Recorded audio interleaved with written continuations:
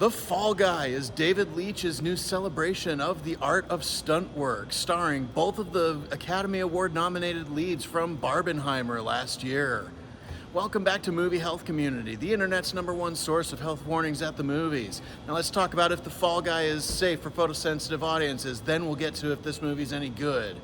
Is this movie safe? The answer is a good amount of it is safe for photosensitive audiences. There are a couple of moments that are a little bit risky or dangerous for photosensitive moviegoers, but most of the runtime is spent without any strobe effects. There's a really strong one where somebody gets light flashed at them from all directions as they get their face scanned. That happens right after somebody reads a magazine on a plane and tucks the magazine into the pocket in front of him.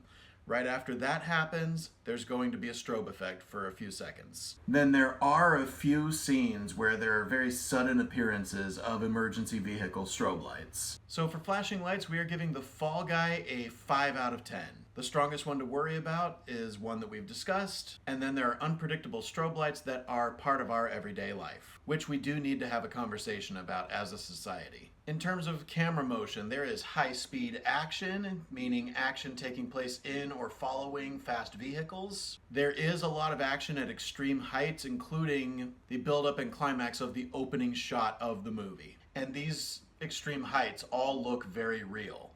And we find out during the credits reel that they are real. And then in terms of mental health, there are a couple of jokes here and there about suicide. Now, is The Fall Guy any good?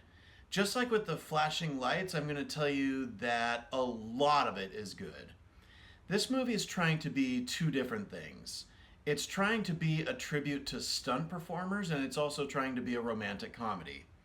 When this movie is trying to be a tribute to stunt performers, it absolutely excels. This movie is an absolute love letter to the very art that is stunt work. They do even mention in this movie that it's BS that there's no best stunt work category in the Oscars. We get to experience a lot of this movie through the lens of people who are trying to make a movie. And that is a world that I love living in, both in movies and in real life. I've been on the sets of a few different TV shows and a couple of internet projects, and just nothing compares to being in that world. And seeing that world depicted accurately just scratches an itch that this wannabe filmmaker has. Now, when this movie tries to be a romantic comedy, that is when it's at its weakest. That's just because it does the other part of the movie so well that the romantic comedy aspect of it almost feels like an afterthought.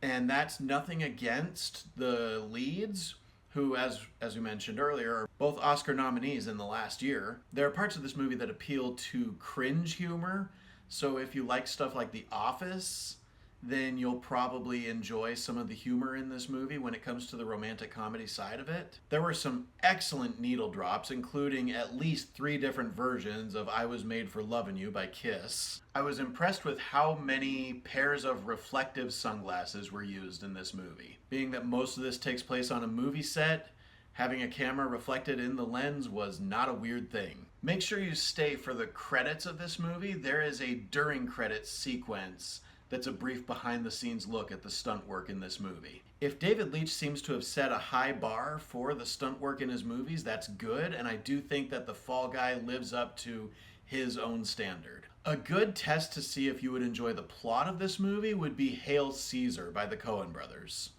If you enjoy the story aspect of Hail Caesar, then you'll probably enjoy the story aspect of The Fall Guy. I am going to give The Fall Guy a B+.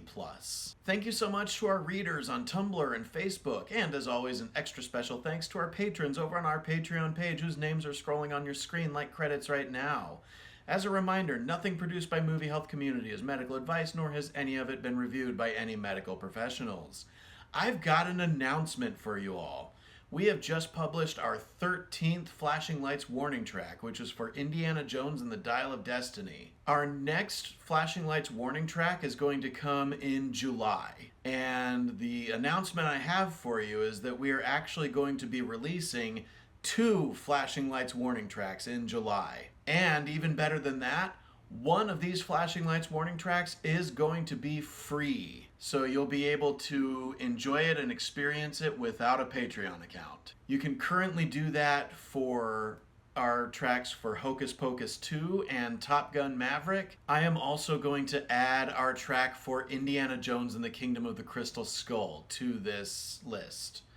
So starting when this video is posted on YouTube, the Flashing Lights warning track for Indiana Jones and the Kingdom of the Crystal Skull will be free for everybody, even without a Patreon account. Be sure to leave a like on this video, hit that subscribe button, hit the bell icon if you want to be notified when we post new videos, and leave a comment if you have anything to add to this video, especially if you disagree with anything I've said. We love hearing from you. And as always, stay safe at the movies.